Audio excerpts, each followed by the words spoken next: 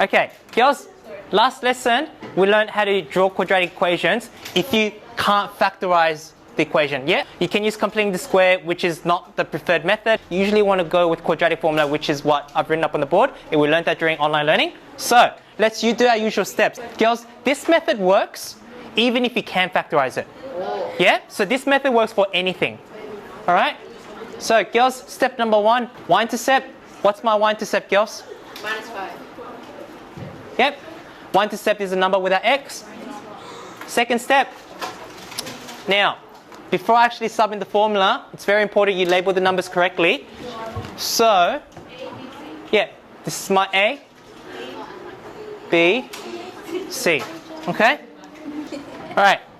My first number, girls, very important, it starts with a minus. -8. So you have to write minus first, then the number B, which is 8, plus minus, I'm just following what's there, square root, B squared, 8 squared, minus 4AC means 4 times 2 times minus 5. All right? So, last one is 2A means 2 times 2, which is 4. Yep. So, if I put what's in the square root, 64. 64 plus 40. Yeah. Okay, that's right. All right. Next thing you want to do, girls, this is my exact x values. We want to actually get the 2 values as a decimal. So, let's do it. The first one is going to be typing everything in the calculator, but with this bit, including that. So, in your calculator, you'll be typing -8 plus root 104 over 4. So if I do that, okay, girls, that's 0.5. Next thing, girls, the second x value is if it's -8 minus 104 over 4. So if I quickly do that, that's minus 4.5. All right? So girls, once I got these 3 facts, I'm now going to sketch it. Sir, Yep, what does that mean? I'm going to explain. Let me sketch it first. All right. So my y-intercept is -5. So let's say that's here. My x-intercept is 0.5, let's say that's there, and minus 4.5, let's say that's there. Now, is it going to be concave up or down? Up. Up. So these 3 points, so let's sketch it. Oh, I'm a bit out. Oh, actually, hold on, how's that going to work? 0.5 other side. Oh, sorry. Yeah, that didn't make sense. Thank you. All right, so if I keep going with this, now, this is the important fact here. How many x-intercepts does this graph have? 2, right? So that's the important fact. Girls, listening. If the number inside the square root, here it's clearly positive, it means you're going to get 2 roots. 2 roots means 2 x-intercepts, like you can see here. Listening? I'm not done yet. I've done the first 2 steps. Now, let's find the axis of symmetry, minus b over 2a. So let's just quickly do that here. Girls, what is it? What do I put? What do I have to start with? -8. Minus, what's my b number here? 8. 2a is 2 times 2? 4. So the axis of symmetry is -1/2 or... What? Isn't it -2? Oh, what's wrong with me today? Thank you. So you go take a nap. Yeah, it's a weekend, girls. All right, so that's the axis of symmetry. Now, the 4th step, that's when you substitute that x value back into y, which is in here. That's a vertex. So if I substitute that back in here, girls, 2 times -2 squared. What am I writing next? It's -3, I think. Oh, wait, no. Do you girls get what I'm doing here? Yeah. That's -13. So that point right there is -2 and -13, which is what step number 4 means, which we've been doing all this time. Okay? Now, girls, we've looked at an example where we have 2 roots or 2 x-intercepts. Now we're going to have a look at an example where I'm not sure if it's 1 or no root. Let's have a look. All right, same steps. So let's go through it. All right, so y-intercept, please. -25. Let's label the points first just so that we don't make any silly mistakes. A, B, C. Girls, when you circle A, B, and C, make sure you circle the sign in front of it. Very important. Because the formula starts with minus, what's my B though here? It's plus.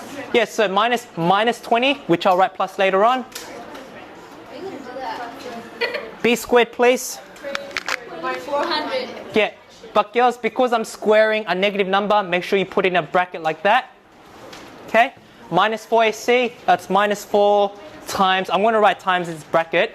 My a is minus 4 times my c is minus 25. Put everything in a bracket. And then 2a is 2 times minus 4. I'll just write minus a straight away like that. Now, let's write everything else. So this is what? Just 20. My main concern is what's inside the square root. So if I put it in, yeah, girls, I get 0. Okay? Yay! Alright. Girls, because it's 0, there is nothing to plus or minus, so all you're looking at is just literally that. Pretend like that doesn't even exist. So the value, early x-intercept is 20 over minus a, and that's minus 2.5. So there's only literally one root or one x-intercept. So let's have a look at what that looks like. Alright. So what do we have, girls? We've got minus 25. So let's say that's down here. And we've got minus 2.5. Let's say that's up here. Okay? Girls, concave down, passing through these 2 points. It's going to look like this, girls. Can you see that? Can you see how this graph only has one x-intercept? Yeah? So if the value inside the square is 0, only one x-intercept or one root. Okay? Same steps. I'll just do it quickly here, girls. Now, let's find the x-intercept. You girls now get the steps, so I'm just going to get straight into the calculation. Can someone put this in the calculator for me, please? The inside the square root only. What's that inside the square root? Girls, here it is. Girls, negative value inside the square root, you can't solve this. So because it's negative, no x-intercept. You know how last time when we completed the square, girls, if we had a negative number inside the square root, we stopped? That's the situation. There's no x-intercept. All right? So remember how that graph looked like? It was like a floating graph in the air. It's going to be the same thing here. So what's the x? Oh, wait, there is no. Yeah, so girls, we got 3. That's the early information I have. So what else did I find to give me an idea of what the graph... Axis of symmetry and turning point to give me more of an idea what the graph looks like. So let's plug in that formula. So... Alright, what's my b over 2a here? Minus 4 over 8. Yep, so that's minus a half. So that means we're going to get a graph passing through halfway there. And then substitute this back in the original to find where the turning point is. So if I... So 4 times minus half squared plus 4 times minus a half plus 3. I'm really running out of space here. But okay, so that's 2. Okay, so girls, that's my turning point right there where I put the dot. What's the graph going to look like? Is the concave up or down? Up. So can you see what the graph looks like if it has to go through these 2 points? It's floating in the air like this. Okay? Girls, one more thing, just a technical word.